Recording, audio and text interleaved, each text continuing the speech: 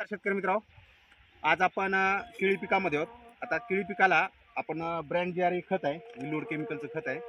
हे आपण त्यांना एक डेमो दिलता या साधारण शेतकऱ्याला. हे खडकीमधले शेतकरी आहेत. आता केळीच्या सुरुवातीच्या स्टेजला आपण दिलता. एकंदर केळीला काय ह्याच्यात फरक पडला एकंदर आपल्या शेतकरी स्वतःहून सांगणार आहेत.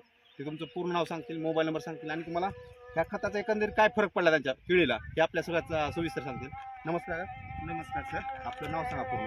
अमोल महादेव राखुंडे, आपला राहणार खडकी, तालुका कळंब, जिल्हा धाराशिव. आपला मोबाईल नंबर सांगा. 9763 2072.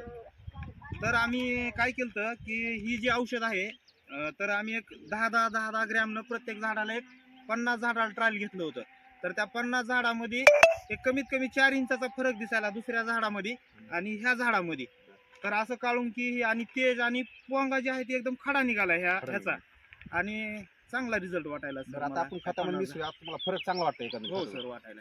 पानाची साईज, पांढऱ्या पानाची मुळ्याची साईज संख्या. आणि पांढऱ्या मुळ्या बी वाढल्यात सर त्याच्या हम्म. आणि काळून की दिसायली त्या झाडाला आणि पानाची साईज बघा त्या जेवढा दिलेला डेमो आहे आपण हं. तेवढीच साईज जास्त शेतकरी मित्रांनो, आपण साधारणतः 50 झाडाला डेमो दिलता ब्रँड जी आहे.